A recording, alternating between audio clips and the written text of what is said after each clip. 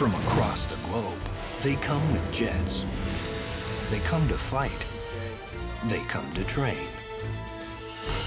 They are the best fighter pilots in the world. Exercise Maple Flag wreaks havoc over the vast, unrestricted skies of northern Canada, where an all-out war game is about to kick off. Jets on.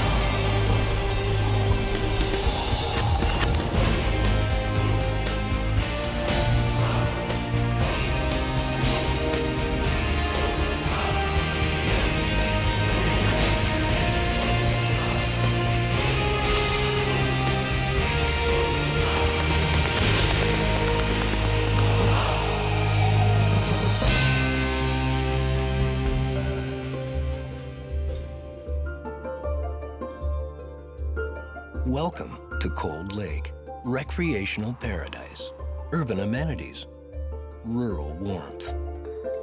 Some come for the beach, some for the small town tranquility. Others come to break the sound barrier. That's right, it's spring, and it's time for Exercise Maple Flag, a massive war game held in the skies above northern Alberta. Since 1978, this 4-week multi-nation exercise has brought the best fighter pilots in the world together to fly, fight, and train. Training that is vital to their very survival. How Maple Flag started was in combat in Vietnam. The combat losses were extremely high for what they wanted, and after many studies, they found out that most of the combat losses were in a wingman's first 10 flights in theater. If he made it through his first 10 flights, he'd probably make it through the rest of the war or the rest of his tour there. Because of that, Red Flag evolved in the States, and 2 years after they started in the States, we started one up here. In the 80s, it was 2 exercises per year. In the 90s, it went down to 1 per year, and it's constantly been an international exercise where we have been able to train the junior combat-ready wingman and give him essentially his first 10 combat missions in a simulated environment. This then increases his probability of survivability in a real coalition conflict. If you actually talk to some of the people that were fighting in Kosovo in the war, they came back and they said a lot of those missions they did felt just like Maple Flag. So the training value for this exercise is very important, I think, and it's very good for us to get that exposure, to realize kind of the realities of fighting in a coalition-type force, and we really take a lot out of it.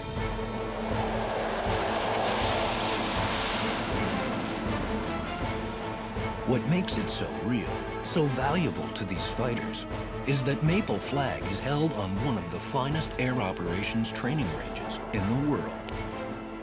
The Cold Lake Air Weapons Range covers 1.17 million hectares, has over 640 targets, and is Canada's only tactical bombing range.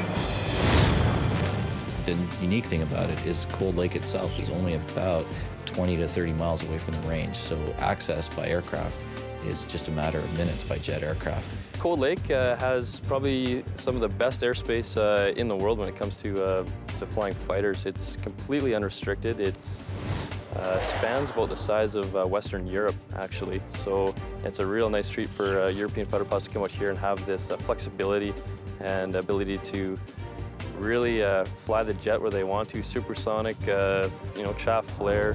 You can put 100 aircraft up there and with room to flex. So I think this airspace is very unique, and it allows a lot of people from other countries the ability to really perform with their aircraft in large formations, something that they're probably not used to back home. Northern Alberta, very large, empty space. We have a range where we can fly supersonic down to 100 feet. We have the airspace up as high as any of our aircraft can possibly fly. We have an enormous amount of volume to put mock-up targets that people can actually go ahead and drop ordnance on. It's just a fantastic flying area. We have a lot of oil development out on our range, so one thing that we have to offer, which is nice, is real-world target sets as far as, now these are obviously targets that we don't drop on, but an oil upgrader or an oil refiner, an oil platform. So now from a pilot standpoint, where we get involved in weaponeering, it's target sets that I might really be paired against in the real world. So hey, I want to go and look and learn how I would attack this thing and do the weaponeering behind it and see it for real once. We also have an extensive number of simulated targets out there, airfields, surface-to-air missile sites, tank berms, convoys. We spend a lot of time developing targets that are as real and current as we can make them. Making this war game real is the whole idea. And just like any real conflict, each day brings new developments, new missions, and a multitude of possible wartime scenarios. Captain Paul Emrich, Squish, Senior Mission Monitor, Maple Flag Staff, Cold Lake, Alberta.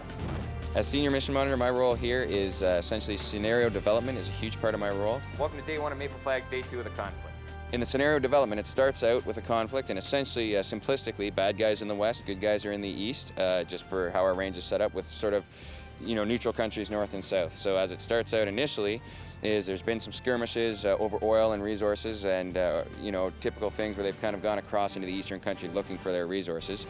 And NATO resolutions are drafted, eventually skirmishes start to happen, air power is brought in, and this is when sort of it becomes a coalition effort. So initially it'll be just minor strikes across the political border, if you will, into the west to just kind of show that the coalition means business.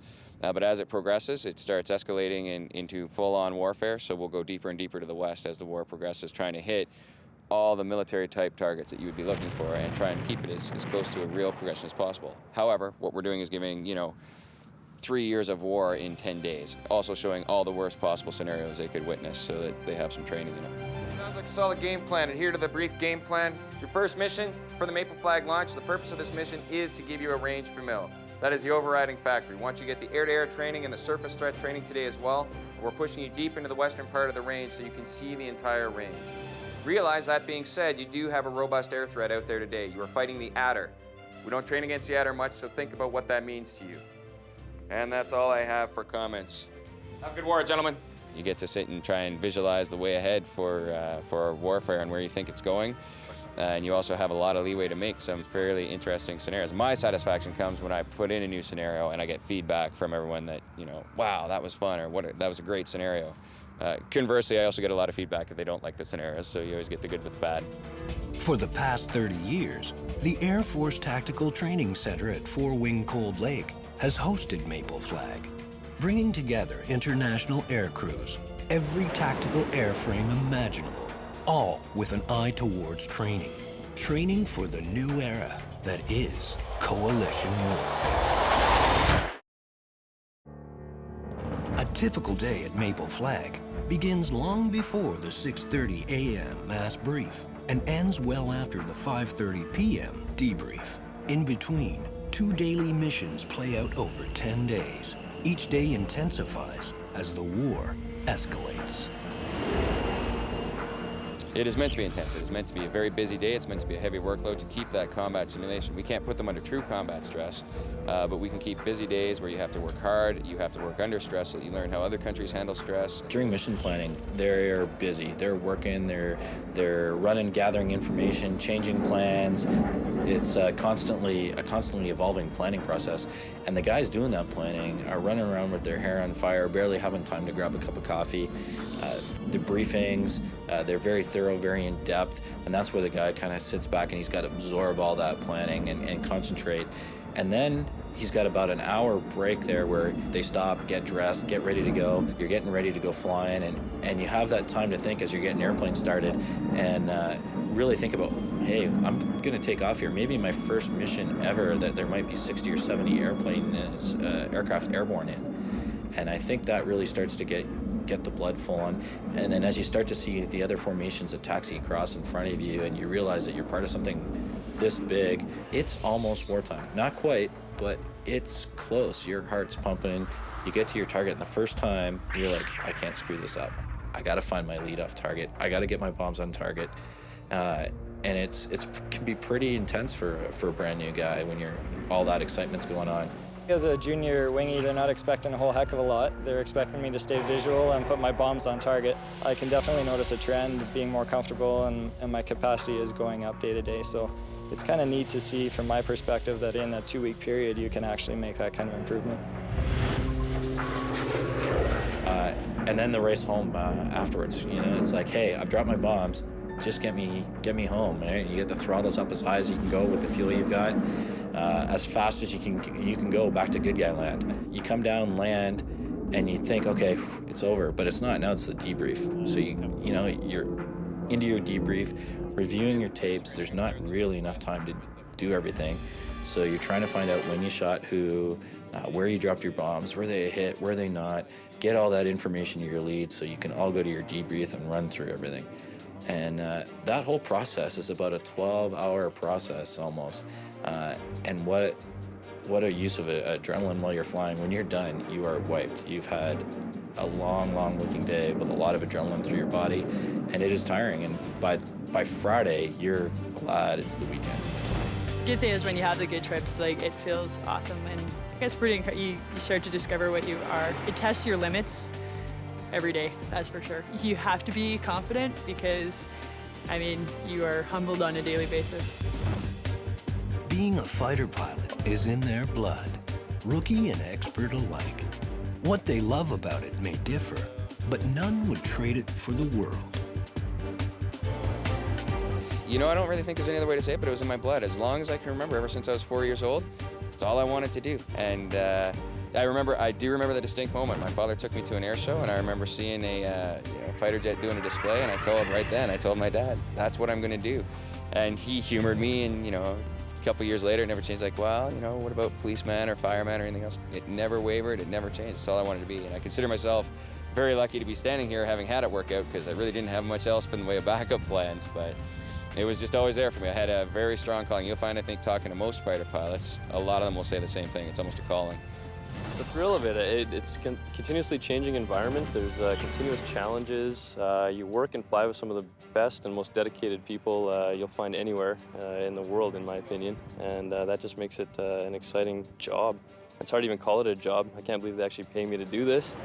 And it really is a continuous thrill every day. Every once in a while you get a mission where there's like 5 or 10 minutes that you've got to just sit back and relax as you're transiting home or transiting out to the airspace. And you look out the window, and the airplane's got a leading edge extension. You look over and you lean over the Lex and you go, wow, I'm getting paid to do this, right? Who's the luckiest guy in the world? I wish you could get a chance to feel that feeling more often, but no, it's pretty exciting, pretty awesome job. It's the single greatest job in the universe. You're flying one of these, it's a lot of hard work, it's a lot of constant, you are studying. You have to work for the fun that you get, but the payoff gets every time you take that in the air. And you're flying the fastest machine in the nation. You have a great view from the office. It's you get to blow stuff up. To me, it's everything I ever thought it could be. At Maple Flag, flying a jet for the friendly forces known as Blue Air is what it's all about for these pilots. But in this war game, not everyone is friendly. The enemy forces have also come to play. Elite professional aggressors. They are Red Air.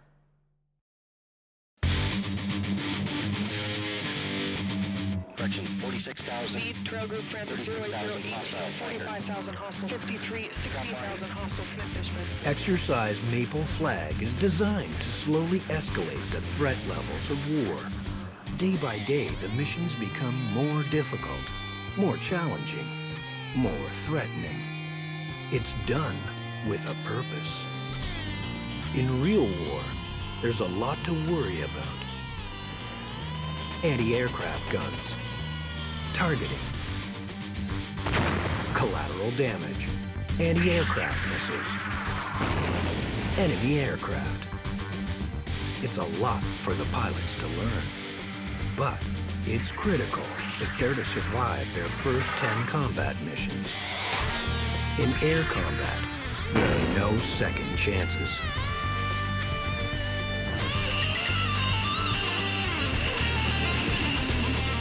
At Maple Flag, Red Air are the bad guys. Full-time professional adversary forces. They are some of the best fighter pilots in the world. They are the U.S. 64th Aggressor Squadron from Nellis Air Force Base and Canada's top aces.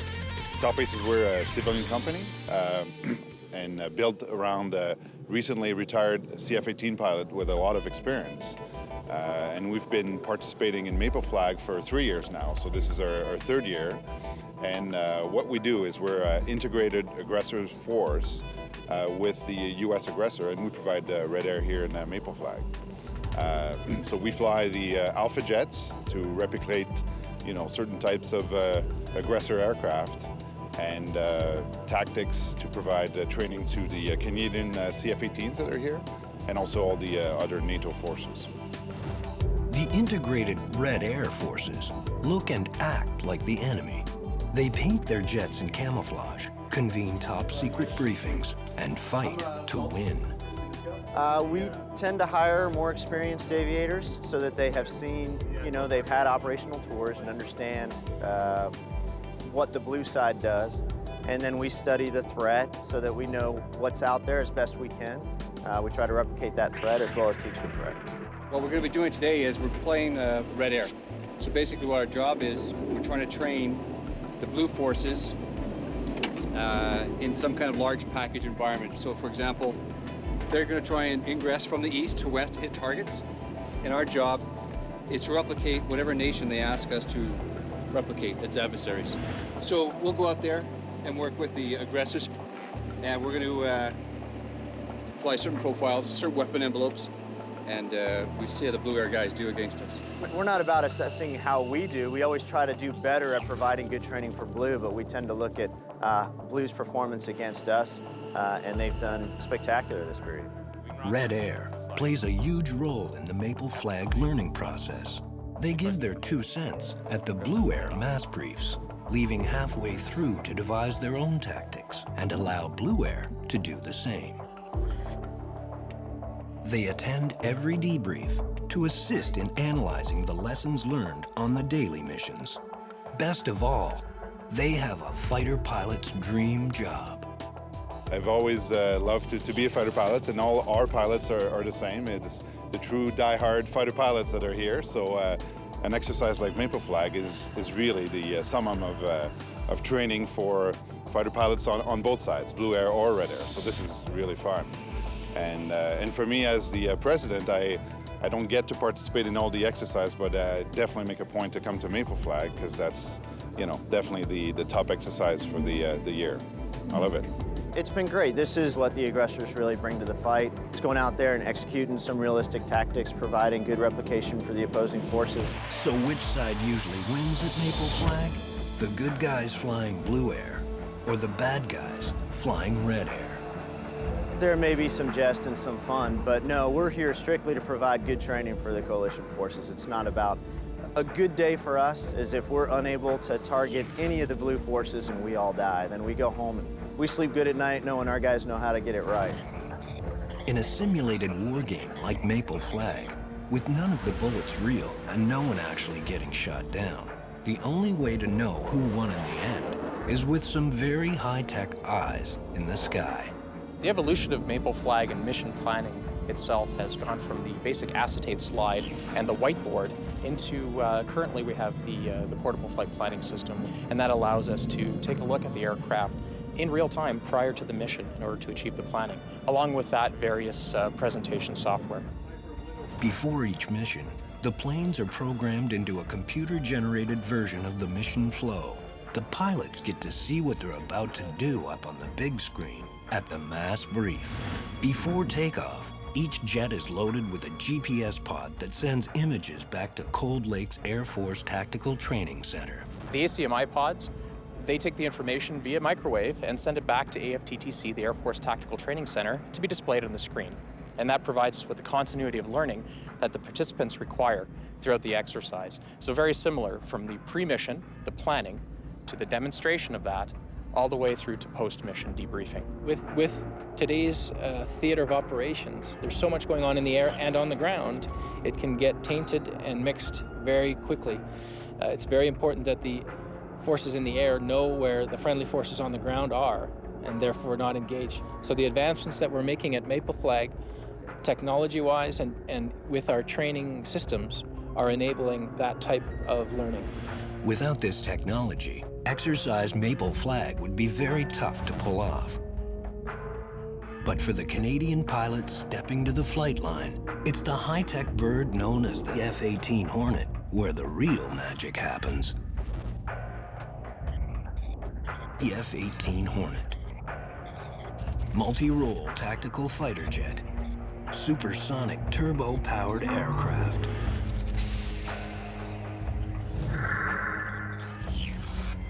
When it fires up, its twin engines shake the earth.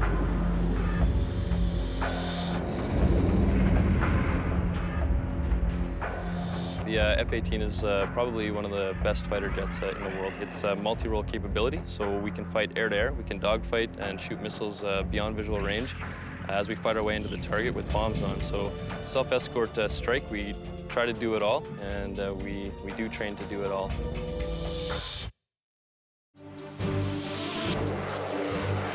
With 60 to 100 jets in the air at one time, there's both risk and reward for the flyers who play the game called Maple Flag. It's true the stakes are high here. There is a risk involved with Maple Flag. There's a risk anytime with fighters. I mean, that risk we've all accepted and made our peace with. And that is not that we are all adrenaline junkies, but that is part of what makes the job worthwhile, is you get to, fly something that not everyone can fly. There's not a flight in any airplane, really, and specifically in a fighter, that you can't take something away from it. Only a fool thinks they have their tactics all figured out. You can learn from everybody. You can discount what you don't like and certainly hoist on board what you like. All of it is a perishable skill. If you're not doing it all the time for a while, it takes a little bit to catch back up to the plane again. It travels pretty fast. It sometimes will leave us behind. The future is about making Maple Flag viable for the participants. They need to be able to operate in a coalition environment that exists today or tomorrow, and we need to enable that training here at Maple Flag.